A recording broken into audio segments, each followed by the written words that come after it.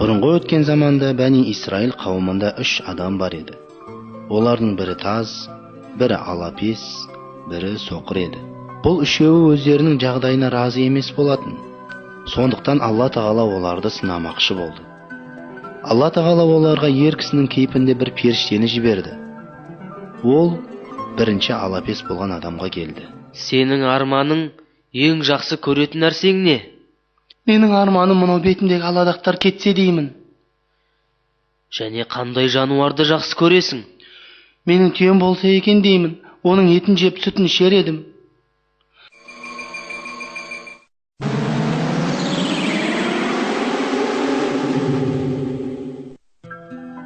Я Алла, Аллаға шүкір, бетіндегі аладақтар кетті.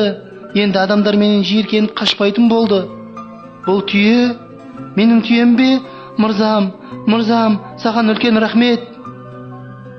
Алла саған берекетін берсін. Сенің арманың не? Әдемі шашым болса деп армандаймын. Қандай жануарды жақсы көресің? Сиыр. Иә, сиыр.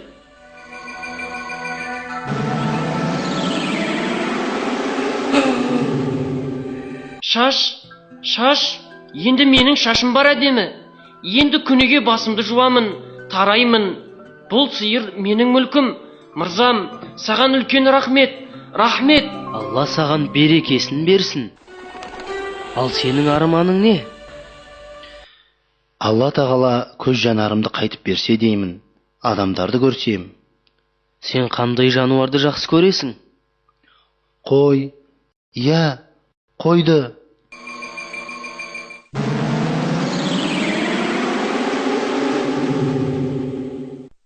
Иә, мен көріп тұрмын. Мырзам, мен сені көріп тұрмын. Қойды да көріп тұрмын. Аллаға шүкір. Алла саған берекетін берсін. Осылайша үшеуінің малдары көбейді. Алапестің мыңдаған түйелері болды. Таздың сиырлары да көбейді. Соқырдың қора қойлары болды. Осыдан кейін Алла Тағала оларды тағы да сынамақшы болды. Оларға періштені өздерінің бұрынғы кейіптерінде жіберді. Періште бірінші алапес болған адамға келді.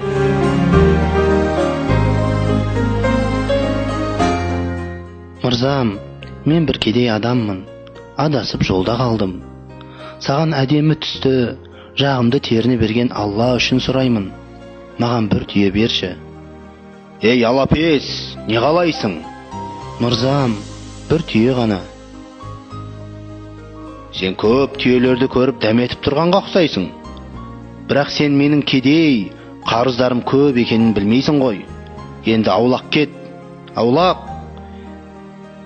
Менен аулақ жүр. Бәлеңді жұқтырасың. Бірақ ей мырзам, мен сені бұрын бір жерде көрген сияқтымын. Жоқ, сен бұрын кедей, алапес болған адам емессің бе? Жалған! Адамдар сенен жиіркенетін еді ғой. Сенен бәрі қашып жүретін. Сосын саған Алла шипа беріп, көп мал мүлік бермеді ме?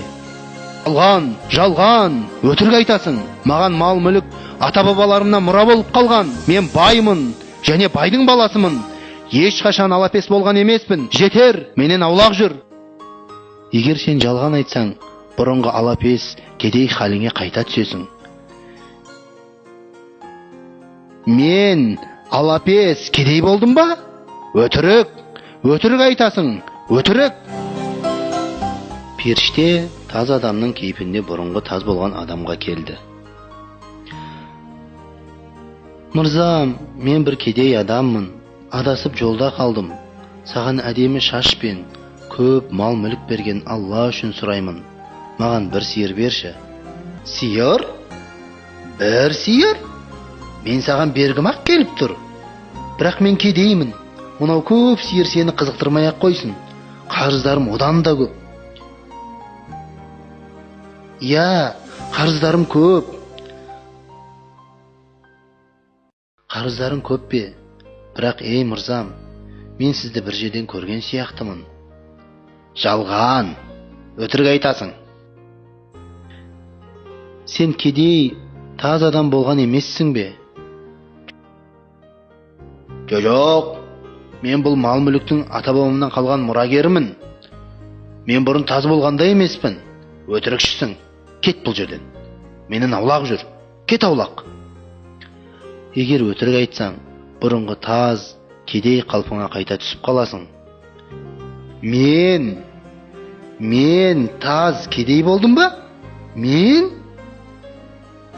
таз кедей болдым ба?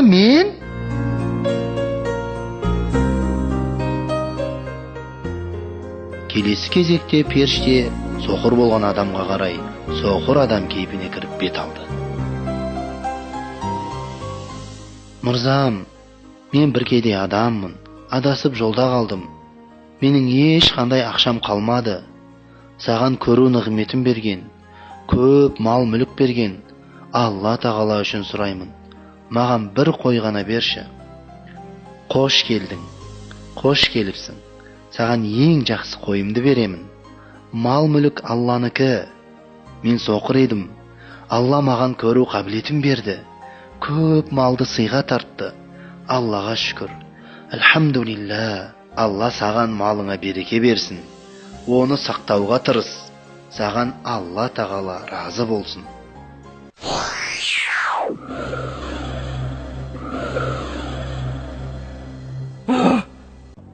Бұл не?